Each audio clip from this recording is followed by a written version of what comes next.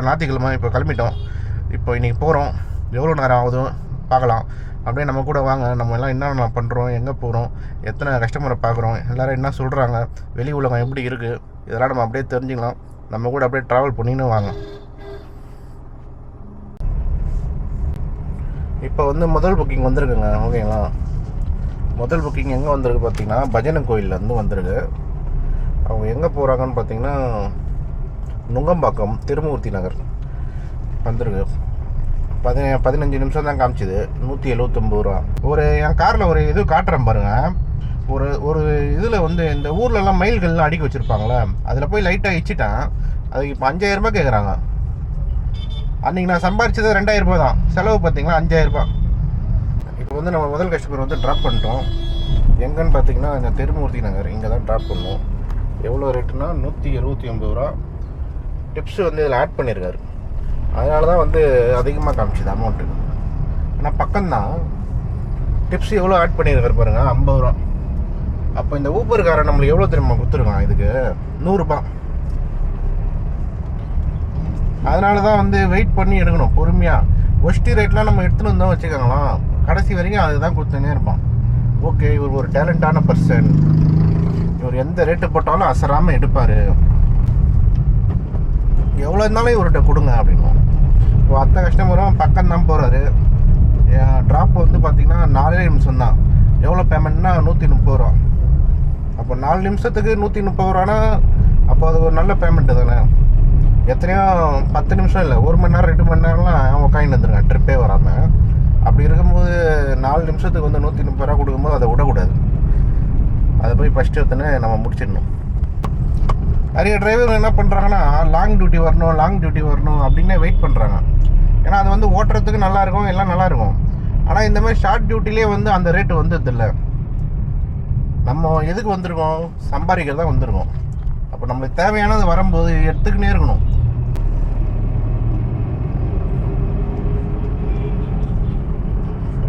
$129 தான் வந்திருக்கு. எங்கே வந்திருக்கோன்னா தூரம் காமராஜ் அரங்கம் தான் வந்திருக்கோம். இங்கே தான் வந்து கஸ்டமரை ட்ராப் பண்ணிட்டோம். இன்றைக்கி ஏதோ ஃபங்க்ஷன் போல் இருக்குது. சரி,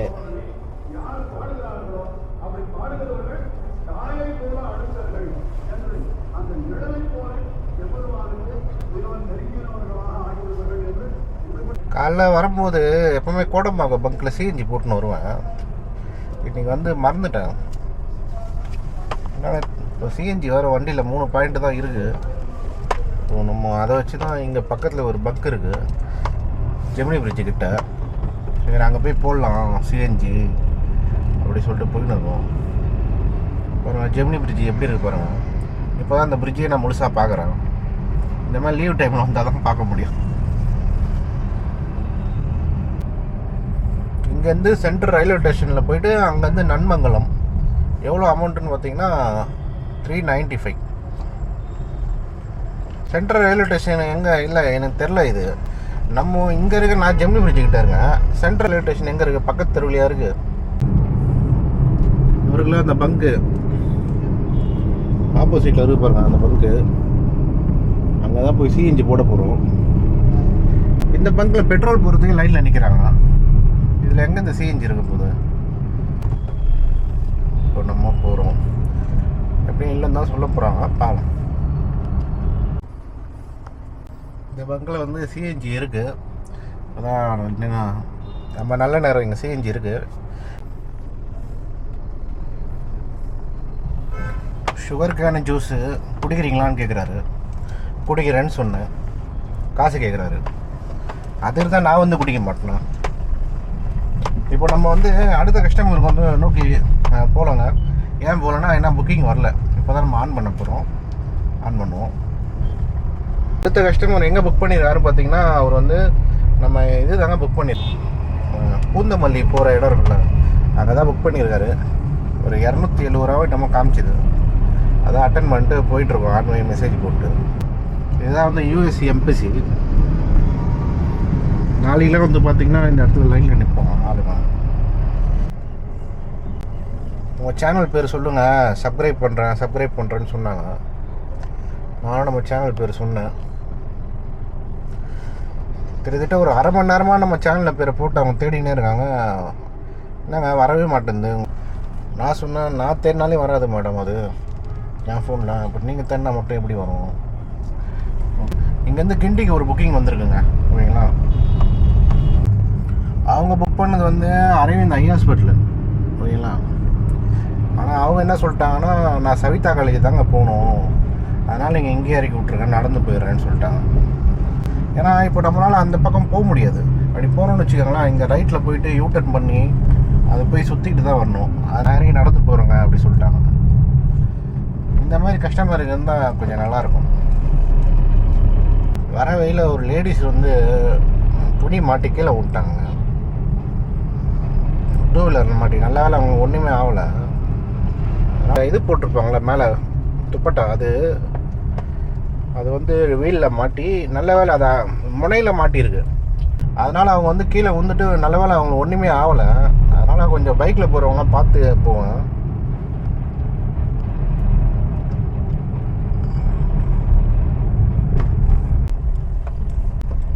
கஷ்டமான பிளேஸுக்கு வந்துட்டோம்.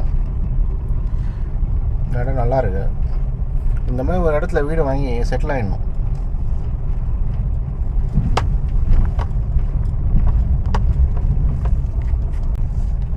கஷ்டமான பிளேஸுக்கு வந்தால் இந்த பாருங்க, ஃபுல்லாக வந்து காடு மாதிரி இருக்குது.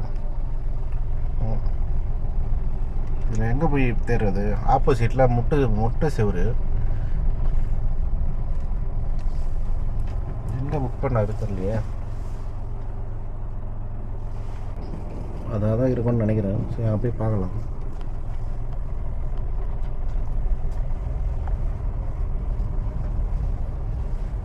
கஸ்டமர் வந்து நம்ம ட்ராப் பண்ணிட்டோங்க, ஓகேங்களா. வாழலாம்.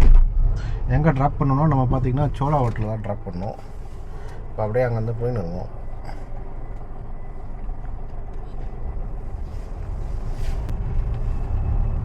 உள்ளே 1 பாத்ரூம் போய்ட்டோம் கேட்டேன்.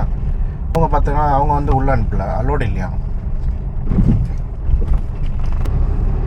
நம்ம ஊரில் பப்ளிக் டாய்லெட் தான் 1 பாத்ரூம் போகும் தேடின்னு போகிறோன்னு வச்சுக்கோங்களேன், பேண்ட்டில் தான் போகணும். அப்படியே ஏதோ தேடி கண்டுபிடிச்சிடனா ஏதோ புதையல் மாதிரி போட்டு வச்சுருப்பானு. இப்போ நம்ம எவ்வளோ ஓட்டிருக்கோம் பார்த்தீங்கன்னா 936 ரூபா ஓட்டியிருக்கோம். 4 புக்கிங் எடுத்துருக்கோம். இப்போ அடுத்த புக்கிங்காக வெயிட் பண்ணிட்டுருக்கோம். அடுத்த புக்கிங் வந்துருக்கு. நாங்கள் தான் போயிட்டுருக்கோம். கஸ்டமர்கிட்ட மெசேஜ் போட்டாச்சு. எங்கே வந்துருக்கு பார்த்தா ஓல்டு மகாபலிபுரம் செங்கல்பட்டு அப்படின்னு வந்துச்சு. 450 நம்ம காமிச்சிது. சரி போகலாம் அப்படி சொல்லிட்டு தான் போயின்னு இருக்கோம்.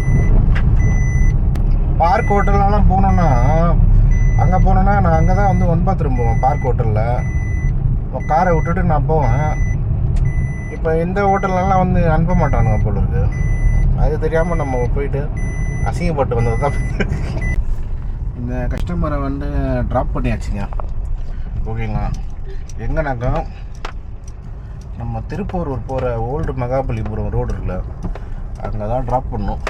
முன்னாடி வந்து 2 சூக்கேஸு, பின்னாடி ஒரு சூக்கேஸு, அதுக்கு பின்னாடி வந்து 3 சூக்கேஸு ஏறிட்டு இவர் வந்து நடுவில் வந்து உட்காந்துட்டார். எல்லா சூக்கேஸுக்கும் நடுவில் இவர் உட்காந்துட்டார். இப்போ நான் சொன்னேன், என்ன சார் இவ்வளோ லக்கேஜ் ஏற்றுறீங்க, எதனா பெரிய கார் புக் பண்ணலாமே அப்படின்னு கேட்டாக்கா, அவர் என்ன சொல்கிறாருன்னா அதில் வந்து அதிகமாக காட்டுதுங்க அப்படின்னு சொல்கிறாரு. இல்லை சார், அதிகமாக காட்டுதுன்னா அதுதான் வந்து லக்கேஜ் வைக்கிற காரு, அதனால தான் அது அதிகமாக காட்டும், நீங்கள் அதுதான் புக் பண்ணணும் எப்போவுமே அப்படி சொன்னோம். அதான் சார் அது அதிகமாக காட்டுது. அவர் என்ன நினச்சின்னு இருக்காருன்னா, இந்த காரில் வந்து லக்கேஜ் குறிப்பிட்ட லக்கேஜ் தான் ஏற்றணும் அப்படின்னு அவருக்கு தெரில. அதில் அதிகமாக காட்டுது, அதில் அதிகமாக காட்டுது அப்படி தான் சொல்லிக்கினே இருக்காரு. இப்போது பின்னாடி ஒரு 2 சூக்கேஸ் இருக்குது, முன்னாடி ஒரு சூக்கேஸ் இருக்குது, நீங்கள் உட்காந்து வரீங்கன்னா பரவாயில்ல. மொத்தமே பார்த்தீங்கன்னா அவர் ஏற்றின சூக்கேஸ் மொத்தமே 6 சூக்கேஸு. எங்கே ஊரை காலி பண்ணி போகிறாரு எங்கன்னு தெரில. சரி ஏதோ பண்ணிட்டு போகிறாரு. அப்புறம் நான் என்ன சொன்னேன், அதில் எவ்வளோ கேட்டேன், 600 ரூபா காமிச்சிதுன்னாரு. இப்போ எனக்கு வந்த ரேட் வந்து 450 ரூபா வருது. சரி அப்போது நீங்கள் 150 ரூபா இப்போ மிச்சப்படுத்திருக்காரு. அப்போ நான் என்ன கேட்டேன், அப்போது எனக்கு ஒரு 50 ரூபா போட்டு எனக்கு 500 ரூபா கொடுங்க சார், ஏன்னா இவ்வளோ லக்கேஜ் ஏற்றிருக்கேன் நான் அப்படின்னு நான் சொன்னேன். அதுக்கு அவர் என்ன சொன்னார்னா, என்னங்க ரொம்ப அநியாயமாக கேட்குறீங்க அப்படின்றது. சார் நான் அநியாயமாக கேட்கல சார், நீங்கள் பண்ணுறதும் அநியாயமாக இருக்குது அப்படின்னு நம்ம சொன்னோம். இல்லை அவர் ஏறினது பார்த்தா ஒரு 5 ஸ்டார் ஹோட்டலு, அங்கே பார்த்தீங்கன்னா ஒரு வாட்டர் பாட்டிலே வந்து 800 ரூபா. ஒரு நாள் தங்குறதுக்கு பார்த்தீங்கன்னா எப்படியும் 7000 ரூபா 8000 ரூபா ஆகும். அவங்ககிட்ட போய் ரேட்டை கம்மி பண்ண முடியுமா? 3000 ரூபா வாங்கிக்கணும், 4000 ரூபா வாங்கிக்கணும். அப்போது இவங்க வந்து அவங்களுமே ஆளுங்கள்லாம் விட்டுடுறாங்க. வந்து இந்த ரோட்டில் விற்கிறாங்களே பொருள்லாம், தள்ளு வண்டியில் பொருள் விற்கிறாங்களா அவங்கக்கிட்ட, அதுக்கப்புறம் இந்த மாதிரி ஆட்டோ ஓட்டுறவங்க, டாக்ஸி ஓட்டுறவங்க, இவங்ககிட்டலாம் வந்து பேரம் பேசுறது. இப்போ நம்ம ஒன்று ஏறுற கஸ்டமர்கிட்டலாம் வந்து 100 ரூபா கொடு, 50 ரூபா கொடுன்னு யாரையும் கழுத்து பூச்சிலாம் கேட்கல. இந்த மாதிரி வந்து ஒரு 6 பெட்டி ஏற்றுறீங்க, 6 இது ஏற்றுறீங்கன்னா இது என்ன டாட்டா ஏசியா? இது 9 பேர் ஏறினாங்கன்னா அதில் யாராச்சும் ஒருத்தவங்க இந்த மாதிரி இருக்க தான் செய்வாங்க. அதனால தான் நம்ம என்ன பண்ண முடியும்? எல்லாருமே இந்த உலகத்தில் நல்லவங்களாம் இருந்துட்டாங்கன்னா நம்மளுக்கே போர் வச்சிடாது வாழ்கிறதுக்கு. சில பேர் வந்து நம்ம வாழணும்னு நினைப்பாங்க, சில பேர் வந்து நம்ம தலையில் மிளகா அரிச்சிட்டு போகிறவங்களும் இருக்காங்க. அதனால் இந்த தொழிலை பொறுத்த வரைக்கும் எப்படின்னா, சந்தர்ப்ப சூழ்நிலைக்கு ஏற்ற மாதிரி வந்து நம்ம வந்து மாறிக்கணும். சும்மானா வந்து தலையாட்டின்னு சரிங்க சார்னு தலையாட்டின்னு இருந்தோம் வச்சுக்கோங்களேன், அவர் என்ன பண்ணுவார், பட்டையாக அப்படி நாமத்தை தூக்கி போட்டு போயிடுவார். இங்கே வந்து நம்ம கஸ்டமர் பிளேஸ் வந்துட்டோம். ஆனால் இங்கே வந்ததுக்கப்புறம் பார்த்தீங்கன்னா அவர் கேன்சல் பண்ணிட்டார். கிட்டத்தட்ட ஒரு 8 நிமிஷமாக ஓட்டிட்டு வந்தேன் 5 கிலோமீட்ரு. இங்கே வந்ததுக்கப்புறம் கேன்சல் பண்ணிட்டார். இந்த ஊபர்லேருந்து நம்மளுக்கு எவ்வளோ போட்டிருக்காங்கன்னா 60 ரூபா போட்டிருக்காங்க கேன்சலேஷன் ஃபீஸ். இது ஒன்று தான் கொஞ்சம் கரெக்டாவது போட்டான். கஸ்டமர்லேயும் பார்த்தா அப்படி தான் இருக்காங்க. சில கஸ்டமருக்கு வந்து கிட்ட போனதுக்கப்புறம் கேன்சல் பண்ணுறாங்க. அவங்க ஏறி என்ன சொல்கிறாங்கனாக்கா, டிரைவருங்க வந்து வரேன்னு சொல்லிட்டு அவங்க கேன்சல் பண்ணுறான்னு சொல்கிறாங்க. இப்போ எந்த கஸ்டமர் கேன்சல் பண்ணாரோ இப்போ அதே கஸ்டமரே மறுபடியும் புக் பண்ணியிருக்காரு. இப்போ இதனால என்ன ஆச்சுன்னா, இப்போ தேவையில்லாமல் அவருக்கு தான் லாஸு. நம்ம வந்து கஸ்டமரை வந்து மகாபலிபுரம் ரெசார்ட்டில் ட்ராப் பண்ணிட்டோம். ட்ராப் பண்ணதுக்கு வந்து மொத்தம் எவ்வளோ வந்ததுன்னா 285 வந்துச்சு. அவரும் இறங்கி விட்டார். அவர்கிட்ட சொன்னேன் ஏறணுன்னு, சார் இந்த மாதிரி வந்து நீங்கள் வந்து கேன்சல் பண்ணிட்டீங்க சார் ஆல்ரெடி, இப்போ தேவையில்லாமல் உங்களுக்கு 60 ரூபா நஷ்டமாச்சு. அது இல்லாமல் அவர் புக் பண்ணும்போது 250 ரூபா தான். மறுபடியும் கேன்சல் பண்ணிட்டு மறுபடியும் புக் பண்ணும்போது அவருக்கு 300 ரூபா காமிச்சிது ரேட்டு. அதனால் இது இப்படி ஆயிடுச்சு சார் அப்படி சொன்னேன். அவர் என்ன சொன்னார்னா, கூட ஒருத்தவங்க வரவங்க வந்து வரலையாம், அதனால தான் கேன்சல் பண்ணிட்டேன் அப்படி சொன்னார். இப்போ அடுத்த கஸ்டமர் வந்து தாம்பரம் புக் பண்ணியிருக்காரு. இப்போ அங்கே தான் போயின்னு இருக்கோம். சாப்பிட்லான்னு பார்த்தேன், இங்கே வந்து ட்ராப் பண்ணிட்டு அப்படி உரமாக போட்டு வண்டியை சாப்பிட்லான்னு பார்த்தாக்கா 700 ரூபா வந்துச்சு தாம்பரம். சரி அதை விடலாமா, அதுதான் ஃபஸ்ட்டு அதை முடிச்சிட்டோன்னா நம்மளுக்கும் ஒரு சாட்டிஸ்ஃபேக்ஷன் இருக்கும். காலையில் பொறுத்த வரைக்கும் இந்த சாப்பாடு சாப்பிட்றது இதெல்லாம் வந்து எப்போ சாப்பிடுவோம் நம்மளுக்கே தெரியாது. எத்தனையோ வாட்டி சாப்பாடெலாம் எத்தனை வந்து நான் கீழெல்லாம் கொட்டியிருக்கேன். பிக்கப் வந்து எப்போ வரும்னு சொல்ல முடியாது. இதெல்லாம் வந்து ரொம்ப லாங் ஏரியா. இந்த ஏரியாவில் வந்து எவ்வளோ பிக்கப் வருதோ அவ்வளோக்கு நம்ம எடுத்துகிட்டு போகிறது நல்லது. இப்போ நம்ம உட்காந்து சாப்பிட்டதுக்கப்புறம் நம்ம ஆன் பண்ணோன்னா இங்கே எந்த புக்கிங்கும் வராமல் தான் ஓட்டிக்கிட்டு இருக்கணும். அப்போ நம்மளுக்கு தோணும், ஐயோ சாப்பிட்றதுக்கு முன்னாடியே ஒரு புக்கிங் வந்துச்சு, அதே எடுத்துகிட்டு போயிட்டு நம்ம தாம்பரத்தில் போய் சாப்பிட்ருக்கலாமே, நம்மளுக்கு அப்படி தோணும். அதனால் இந்த எக்ஸ்பீரியன்ஸ்லாம் இருக்குது. அதனால தான் வந்து நிறைய டிரைவருங்களாம் என்ன பண்ணுவாங்கன்னா, சாப்பிட்றத கூட விட்டுட்டு ஃபஸ்ட்டு புக்கிங் எடுத்துகிட்டு இப்போ தாம்பரத்துக்கு போய்ட்டு வச்சுக்கோங்களேன், அங்கே நம்ம நிம்மதியாக சாப்பிட்லாம். அதுக்கப்புறம் அங்கே புக்கிங்லாம் வரும். ஏன்னா நம்ம இங்கேருந்து எம்டியாக வந்து நாவலூர் வரைக்கும் போகணும். நாவலூர் போகிறதுங்க நாக்கு தள்ளி போயிடும். இதுதான் மகாபலிபுரம் பஸ் டிப்போ. அதுக்கு பின்னாடி இருக்கிறது தான் டெம்பிள், மகாபலிபுரம் கோயில், கடற்கரை கோயில் அப்படி சொல்லுவாங்க. கோயில் என்ட்ரன்ஸு ரைட் சைடில். இப்போது நம்ம கஸ்டமர் வந்து எங்கே ட்ராப் பண்ணிட்டாங்க. எங்கே பார்த்தீங்கன்னா தாம்பரம் இந்த ஏர்ஃபோர்ஸ் ஸ்டேஷன் இதில் தான் ட்ராப் பண்ணோம். அமௌண்ட் எவ்வளோன்னு பார்த்தீங்கன்னா நம்மளுக்கு வந்துருக்கிறது 670 ரூபா. ஆனால் காமிச்சது வந்து 750 ரூபா. அது என்ன கணக்குன்னு தெரில, ஜிஎஸ்டி அதெல்லாம் போக அப்படின்னு நினைக்கிறேன்.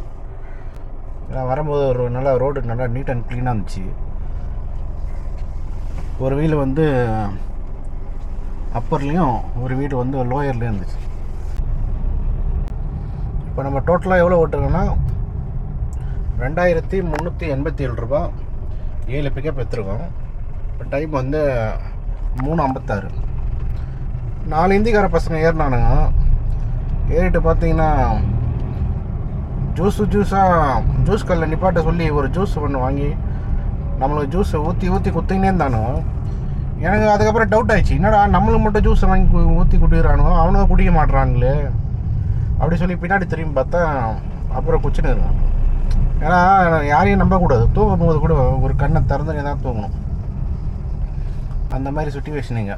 நல்லா எதுவாக தான் பேசின்னு வந்தானோ, நல்லா படித்த இந்திக்கார பசங்க, பைலட்டு எல்லாருமே நல்லா பேசின்னு வந்தானோ.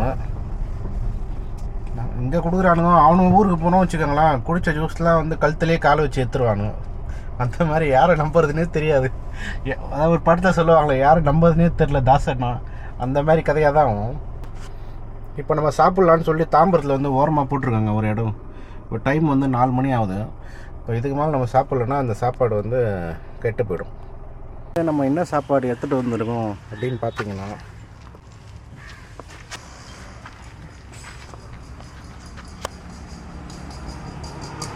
ஃபுல்லாக இது வந்து எண்ணெயாக இருக்குது. மேலே இதே மாதிரி கவர் போட்டு எடுத்துகிட்டு வந்தோம் வச்சுக்கோங்களேன், இந்த பையில் வந்து அந்த எண்ணெய் வந்து படாது.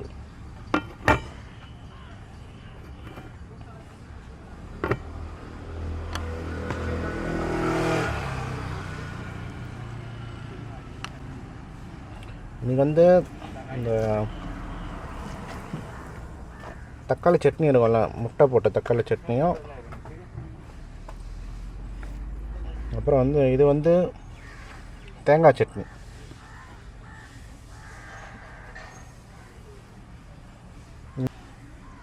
இப்போது நம்ம சாப்பிட்லாம். ஃபஸ்ட்டு இது எப்படி இருக்கு பார்ப்போம் சாப்பாடு. 4 மணி ஆயிடுச்சு.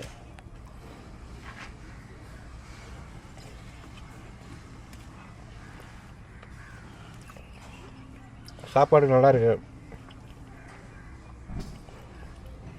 இது வந்து தேங்காய் சட்னிங்க, இந்த தோசைக்கெலாம் வச்சு சாப்பிடுவாங்களா அந்த தேங்காய் சட்னி. இது வந்து சாப்பாட்டில் வச்சு சாப்பிட்டா நல்லாயிருக்கும். இது போட்டு ஒரு அடி அடிப்போம் எப்படி இருக்குன்னு.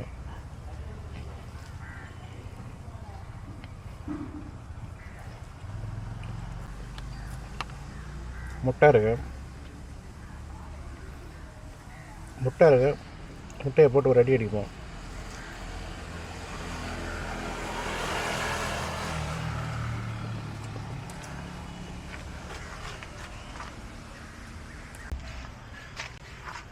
சாப்பிட்டு முச்சாச்சு.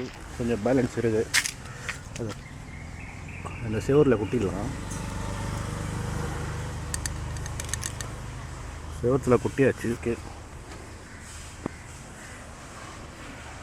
இப்போ நம்ம இந்த இடத்த விட்டு கிளம்புறோம். இந்திக்காரங்க ஜூஸ் ஊற்றி குத்துட்டு என்ன பண்ணானுங்க பாருங்க. அவனை பண்ணிட்டு போன வேலை ஊற்றி குத்துட்டு என்ன வேலை பண்ணானுங்க பாருங்க. ஃபுல்லாக வந்து கவரு கிளாஸு எல்லாம் இங்கே இருக்குது.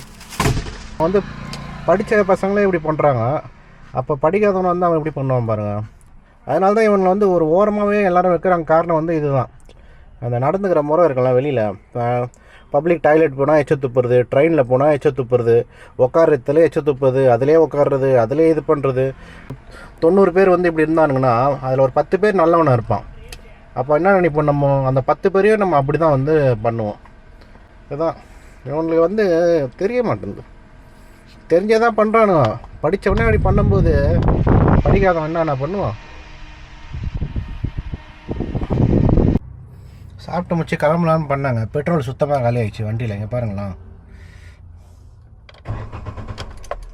வண்டி வந்து ஸ்டார்ட்டே ஆகலை. இப்போ சிஎன்ஜி வந்து 3 பாயிண்ட் இருக்குது. ஆனால் பெட்ரோல் வந்து ஃபுல்லாக ட்ரை ஆகிடுச்சு. இப்போ பெட்ரோலில் தான் ஸ்டார்ட் ஆகும். சில பேருக்கு வந்து இது தெரியாமல் கூட இருக்கலாம். இந்த பாருங்க, இது வருங்களா இந்த சிஎன்ஜி, இது வந்து இங்கே வந்து இது வந்து லாங் ப்ரெஸ் பண்ணணும். இப்படி லாங் ப்ரெஸ் பண்ணினே இருந்தோம் வச்சுக்கோங்களேன், அங்கே பாருங்கள் அந்த சிஎன்ஜி பிளிங்க் ஆகுதுல, அது ஸ்டாப் ஆகிடும். அது ஸ்டாப் ஆனதுக்கப்புறம் நம்ம வந்து ஸ்டார்ட் பண்ணோன்னா வண்டி வந்து சிஎன்ஜியில் ஸ்டார்ட் ஆகும். பெட்ரோல் இல்லாமல் நம்ம சிஎன்ஜிலே வண்டியை ஸ்டார்ட் பண்ணலாம். பெட்ரோல் போடணும் அவசியமே இல்லை. இப்போ இந்த மெத்தட் வந்து நீங்கள் எப்போம்லாம் யூஸ் பண்ணணும் பார்த்தீங்கன்னா, காலையில் ஸ்டார்ட் பண்ணுவேன்ப்பா, அதோட மதியானம் சாப்பிடும் போது தான் நிப்பாட்டுவேன், திருப்பி மதியானம் ஸ்டார்ட் பண்ணுவேன், நைட்டு தான் நிப்பாட்டுவேன் அப்படின்னா இந்த மெத்தட் நீங்கள் வந்து தாராளமாக யூஸ் பண்ணிக்கலாம். அதாவது பெட்ரோல் போடாமல் சிஎன்ஜியில் ஸ்டார்ட் பண்ணிக்கலாம். ஆனால் இல்லை நான் அடிக்கடி நிப்பாட்டுவேன், அடிக்கடி ஸ்டார்ட் பண்ணுவேன் அப்படின்னா இதை பண்ணாதீங்க. ஏன்னா இந்த பவர் வந்து என்ன ஆகுனா உங்கள் பேட்டரியிலேருந்து தான் வரும். அப்போ வந்து பேட்ரி வந்து சீக்கிரமாக போகிறதுக்கு கூட வாய்ப்பு. நம்ம தாம்பரம் சிஎன்ஜி பங்கை நோக்கி தான் நம்ம வண்டி போயிட்டுருக்கு. டேங்க் ஃபுல் பண்ணியாச்சு. அடையார் வந்து ஒரு புக்கிங் வந்திருக்கு, அதான் எடுத்துருக்கோம். கஸ்டமர் வந்து நம்ம அடையாரில் ட்ராப் பண்ணிட்டோம். 354 ரூபா வந்திருக்கு. இப்போ இந்த கஸ்டமர் டிப்ஸ் வந்து எனக்கு எதிரே ஆட் பண்ணாங்களாம். அப்போ 384 ரூபா தான் அவங்களுக்கு காமிச்சிருக்கு. ஆனால் இங்கே வரும்போது பார்த்தீங்கன்னா இதே 354 ரூபா தான் காட்டுருக்கு. இந்த ஊபரில் எப்படிலாம் கோல்மால் பண்ணுறாங்க பாருங்கள். ஆனால் அவங்க வந்து எனக்கு வந்து இங்கே வந்து 384 ரூபா போட்டாங்க, டிப்ஸு ஆடே ஆகலப்பா அப்படின்னு. கஸ்டமரே டிப்ஸை ஆட் பண்ணுறாங்க. இவனுக்கு என்ன வந்துச்சு ஊபருக்கு? முடிஞ்சதுக்கப்புறம் வந்து அவங்க டிப்ஸை ஆட் பண்ணாத மாதிரி பேமெண்ட்டை காட்டுறான். அண்ணா நகர் ட்ரிப் ஒன்று வந்துருக்கு. சரி, அண்ணா நகர் போவோம். இப்போது இந்த ஊபரில் பாருங்கள் எப்படி வந்து ஏமாத்துறானுங்க. டிரைவருங்களையும் மக்களையும் வந்து அவங்களே வந்து டிப்ஸை வந்து ஆட் பண்ணியிருக்காங்க. இவன் வந்து லாஸ்ட்டாக பேமெண்ட் பண்ணும்போது பார்த்தீங்கன்னா வேறு அந்த டிப்ஸை கழிச்சிட்டு பேமெண்ட் காமிச்சிருக்கான். நீ டிப்ஸு பண்ணாத கஸ்டமர்கிட்ட, நீங்கள் டிப்ஸு பண்ண தேவையில்ல அப்படின்னு. அப்போ எவ்வளோ பெரிய கேக் மாதிரியா இருப்பான். இவனும் ஏற்றி கொடுக்க மாட்டான் பேமெண்ட்டு, அவங்க கொடுத்தாலும் வாங்கக்கூடாதான். அப்போ இவருக்கு எப்படி ஃப்ரீயாக வண்டி ஓட்டணுமா இல்லை என்னன்னு தெரில. இதை கேட்கும் போதே கடுப்பாயிடுச்சு. அதனால தான் இந்த வேலை கூட செய்ய பிடிக்கவே மாட்டேங்குது. ஒரு நிறுவனமும் இப்படி இருக்குது, வேலை செய்கிற நிறுவனம். எது டிரைவருக்கு மேலே வந்து இவ்வளோ காண்டாக இருக்கானுங்கன்னு தெரில. இந்த ஊபரு, இந்த ஓலா, இவனெல்லாம் ஏர்போர்ட்டில் போனாக்கா அங்கே போயிட்டு ஒரு சிறை கைதி மாதிரி வைக்கிறானுங்க. இவனுக்குள்ளே போட்டி. இப்போ இந்த ரேபிடோக்கும் ஊபருக்கும் வந்து இப்போ வந்து போட்டி போயின்னு இருக்குது. நீ வந்து காசு கம்மியாக கொடுக்குறியா இல்லை நான் காசு கம்மியாக கொடுக்குறேனா அப்படின்னு இவனுக்கு போட்டி போட்டு இது பண்ணிட்டுருக்கானுங்க. அதில் என்ன ஆச்சு, இப்போ என்ன தான் எவ்வளோ பேமெண்ட்டு கம்மியாக காமிச்சாலும் ஒரு டிரைவர் அப்செட் பண்ணால் தானே அந்த பிக்கப் போக முடியும். அப்படி சொல்லிட்டு பேமெண்ட்டு கொஞ்சம் ஏற்றுனாங்க. ஏற்றிட்டு இப்போ அவங்களோட வருமானத்தை கம்மி பண்ணிட்டாங்க. இந்த கமிஷன் காசு இருக்கும்ல, அந்த கமிஷன் காசை வந்து கம்மி பண்ணிட்டானு. இப்போ அவங்களுக்கு வருமானம் இல்லாததால் செம்ம காண்டாயிட்டானு. ஓகே, இப்போ நம்மளே அழிஞ்சு போயிட்டோம். அடுத்தவனை எப்போ ஒருத்தன் அடுத்தவனை அழிக்கணும்னு நினைக்கிறானோ அவனை அழிஞ்சு போயிடுவானோ. அதுக்கு இதுவே ஒரு உதாரணம். இப்போ கஸ்டமர் பிளேஸ் வந்துட்டோம். இந்த ட்ரிப்பை முடிச்சுட்டு நம்ம அப்படியே கிளம்பி போயினே இருக்கோம். நம்ம வந்து கஸ்டமரை வந்து இந்த பாலாஜி பவனில் ட்ராப் பண்ணிட்டோங்க. இந்த அண்ணா நகர் சிந்தாமணி இருக்க இந்த பாலாஜி பவனில் நம்ம வந்து ட்ராப் பண்ணிட்டோம். இப்போ மொத்தமாக எவ்வளோ ஓட்டுறோம் பார்த்தா 3102 9 ட்ரிப்பு எடுத்துருக்கோம். இவர் வந்தார். Very very smooth driving. அவங்க டிரைவிங் பர்ஃபெக்ட்டு. ஒரு கார் வந்து நடுவில் வந்து பின்னாடி வந்து இடமே இல்லை வள்ளூர் கோட்டத்தில் ஆர்னச்சின்னு வந்துனே இருக்கார். நம்ம வந்து வழி கொடுக்குற ஆள் தான். ஆர்னச்சா நம்ம பொறுமையாக போனோம், நம்ம ஓரமாக தான் போவோம். ஆனால் அந்த இடத்துல வந்து வழியே இல்லை, ஒரு கார் தான் போக முடியும். அங்கே வந்து ஆர்னச்சினே இருக்கார். இவர் வந்து டென்ஷன் ஆகிட்டார். கஸ்டமர் யாரா அவன் இந்த மாதிரி தூண்டு இடத்துல வந்து ஆர்னச்சின்னு இருக்கான். நம்ம வந்து நம்ம பொறுமையாக போகும்போது நம்ம ஆட்டோமேட்டிக்காகவே நம்ம லெஃப்ட்டோ இல்லை ரைட்டோ ஏதோ ஒரு ஓரமாக வண்டியை இப்படி போட்டுட்டு தவறுங்க. இப்படி லெஃப்ட் இப்படி ஓரமாக போயிட்டு ரைட்டில் வரவங்களும் நம்ம வழியை கொடுத்துட்டு நம்ம போயிட்டே இருக்கணும். ஏன்னா நம்ம அவங்களையும் டிஸ்டர்பன்ஸ் பண்ணக்கூடாது, ஓகேங்களா? அதே மாதிரி நம்ம ஸ்பீடாக போகிறோம், நம்ம ஸ்பீடாக இருக்குனாக்கா நம்மளுக்கு வழி இருந்தால் நம்ம போயிட்டே இருக்கணும்.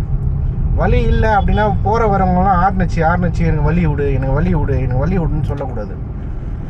வளைஞ்சி நெளிஞ்சு நம்ம தான் போகணும்.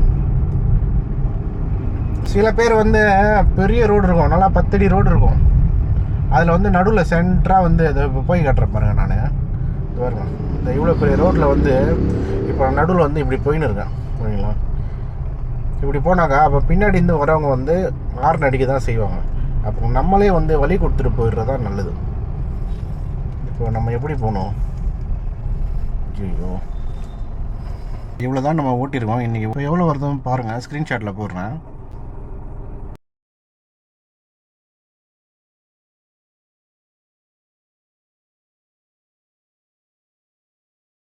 தாங்க நம்ம இன்றைக்கி ஓட்டியிருக்கோம்.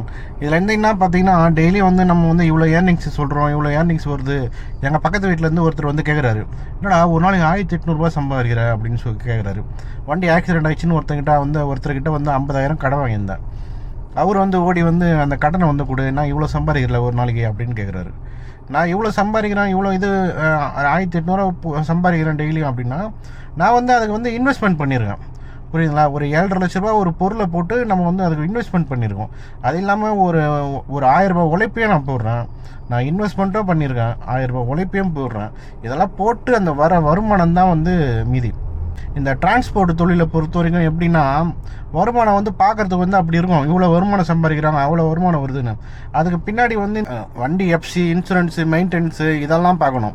இதெல்லாம் போக வர வருமானம் தான் மீதி. இப்போ உதாரணத்துக்கு சொல்ல போனால் வந்து இந்த தொழிலில் வந்து ஒரு வீடு கட்ட முடியுமா, இல்லை ஒரு நிலம் வாங்க முடியுமா, இல்லை ஒரு இடம் வாங்க முடியுமா, இல்லை ஒரு நம்மளால் செட்டில் ஆக முடியுமா இந்த தொழிலை பண்ணால், அந்த மாதிரி வந்து சில பேரால் முடியும். அது அவங்களோட லக்கு, அது தெரியல. பல பேரால் வந்து முடியாது. அன்றாட தேவைகளை மட்டும்தான் வந்து இந்த தொழிலை வச்சு அவங்க பார்க்க முடியுமே தவிர, டிரான்ஸ்போர்ட் தொழிலை பொறுத்த வரைக்கும் வண்டியில் கை வச்சோம் வச்சுக்கோங்களேன், வண்டி தொழிலில் கை வச்சாலே அந்த வண்டியே வந்து பாதி வருமானத்தை வந்து உறிஞ்சி துண்டுறோம். மீதி வருமானம் தான் நம்மளுக்கு. மேலும் இது போல் தகவல்கள்லாம் நீங்கள் தெரிஞ்சுக்கணுன்னா என்னோடய சேனலை சப்ஸ்கிரைப் பண்ணுங்கள், வாட்ச் பண்ணுங்கள், 4 பேருக்கு ஷேர் பண்ணுங்கள். நன்றி, வணக்கம்.